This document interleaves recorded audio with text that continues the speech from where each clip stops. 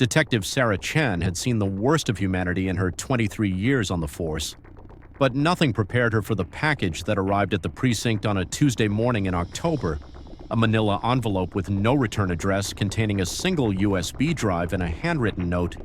"I'm sorry for what I did, but you need to know why."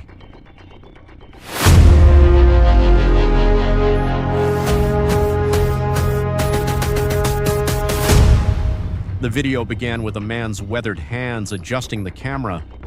When he sat back, Sarah recognized him immediately.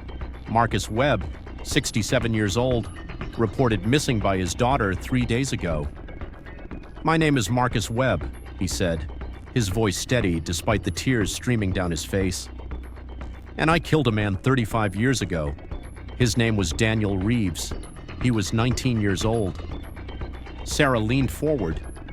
The Reeves case. It was legendary in the department. A cold case from 1990.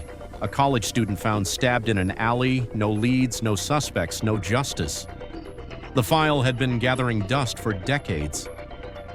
"Daniel was my daughter's boyfriend," Marcus continued.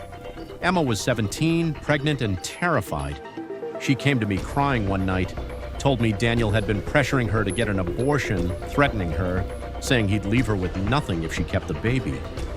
I lost my mind." He paused, his hands trembling now. "I confronted him in that alley. I just wanted to scare him, make him understand he couldn't treat my daughter that way. But he laughed at me, called Emma names I won't repeat, said the baby probably wasn't even his. And I snapped. I had a knife. I don't even remember taking it out. But I remember the look in his eyes when he realized what was happening." The video cut briefly, then resumed. Marcus looked more composed now, but hollow. "I lived with that guilt every single day. I watched my daughter, my beautiful Emma, mourn a boy she thought she loved while raising a child on her own. I held my grandson in my arms knowing I'd killed his father. And the worst part? Emma never knew the truth about Daniel's cruelty. She idealized him, made him a saint in her mind. I let her." Sarah felt her chest tighten. She'd met Emma Webb during the missing person investigation, a woman in her early 50s, desperate to find her father, clutching a photo of him holding a young boy, his grandson, she'd said, the boy who was now 34 years old. Marcus's face hardened on the screen. "2 weeks ago, I was diagnosed with pancreatic cancer, stage 4, 3 months, maybe 4, and I thought, finally, I can take this to my grave. I can let Emma and my grandson remember me as the man who loved them, not the killer I am." His expression crumbled. "But then my grandson came to visit me. He's having his first child, a daughter, and he was so excited, so full of hope. He thanked me for being the father figure he never had. He said..." Marcus's voice broke. "He said he wanted to be just like me." The silence on the tape stretched for nearly 30 seconds. "I can't let him model himself after a lie. I can't let him build his life on the foundation of what I pretended to be. Daniel Reeves's mother is still alive. She deserves to know what happened to her son. She deserves to stop wondering." Marcus stood up, walked toward the camera. "By the time you find this, I'll be gone. I'm not running from justice. I'm running out of time. But I need Emma and my grandson to know the truth. I need Daniel's mother to have closure. I need to finally say, I'm sorry. I'm so deeply, painfully sorry." The screen went black.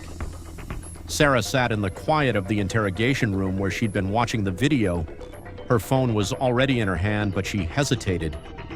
In 3 calls, she could verify everything, check for Marcus Webb's body, contact Emma, reopen the Reeves case with a confession. But something made her watch the video one more time. This time, she noticed the framed photo in the background of Marcus's room. A young woman holding a baby, her smile wide and genuine. Emma. And behind her, barely visible, a teenage boy with a familiar face, a face Sarah had seen in the old case file, Daniel Reeves. But he wasn't sneering or cruel in this photo. He was standing beside Emma with his hand on her shoulder, protective, almost tender. Sarah's stomach dropped. She pulled up the original case file, found the witness interviews. Most had described Daniel as a good kid, responsible, planning to marry his girlfriend. She dug deeper, found Emma's testimony from 1990.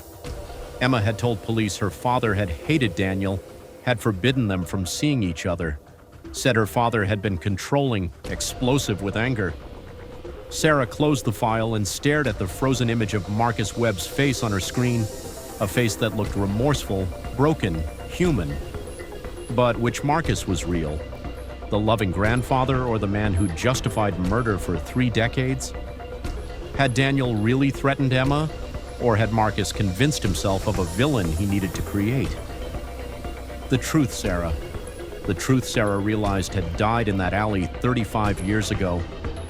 All that remained was one man's version of it, delivered when he could no longer be questioned, could no longer be challenged.